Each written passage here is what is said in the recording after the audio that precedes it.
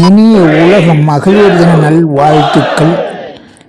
மகளிர்களுக்கு ஜோதிடத்திலும் ஜாதகத்திலும் நம் முன்னோர்கள் தெய்வாம்சம் பொருந்திய ஜோதிட ஞானிகள் சம பங்கு அளித்ததில்லாமல் முக்கியத்துவம் அதிகமாக கொடுத்து செல்கின்றார்கள்.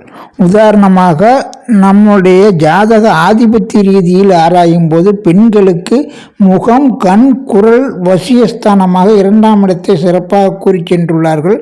அதேபோல் ஆண்களுக்கும் பெண்களுக்கும் 5ஆம் இடம் புத்திரஸ்தானம் என்றாலும் பெண்களுக்கு விசேஷமாக புத்திரஸ்தானத்தை 9ஆம் இடத்தை ஆராயும் விதமாக கூறி சென்றுள்ளார்கள். அதேபோல் ஆண்கள் கணவனின் ஆயுள் ஸ்தானமாகவும் மாங்கல்யஸ்தானமாக 8ஆம் இடத்தை சிறப்பாக கூறி சென்றுள்ளார்கள். எனவே பெண்கள் ஜாதக அமைப்பிலும் சில விசேஷமான பலன்களை கூறி சென்றுள்ளார்கள் நம் முன்னோர்கள்.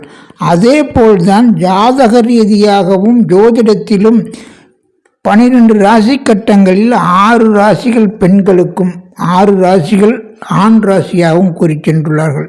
9 கிரகங்களில் 3 ஆண் கிரகங்கள், 3 பெண் கிரகங்கள், 3 அழித்தன்மை வாய்ந்த கிரகங்களாக சம பங்கு கொடுத்து பிரித்துள்ளார்கள். மேலும் பெண்களுக்கு அதிமுக்கியத்துவம் கொடுக்கும் வகையில் திருமண பொருத்தம் பார்க்கும்போது நட்சத்திர பொருத்த அடிப்படையில் பெண்களின் ஜென்ம நட்சத்திர அடிப்படையில் தான் 10 பொருத்தங்கள் பார்க்கப்பட்டு வருகிறது. எனவே பெண்கள் ரீதியாகத்தான் அனைத்து வித பலன்களையும் திருமண பொருத்த அமைப்பில் முக்கியத்துவம் கொடுத்துள்ளார்கள்.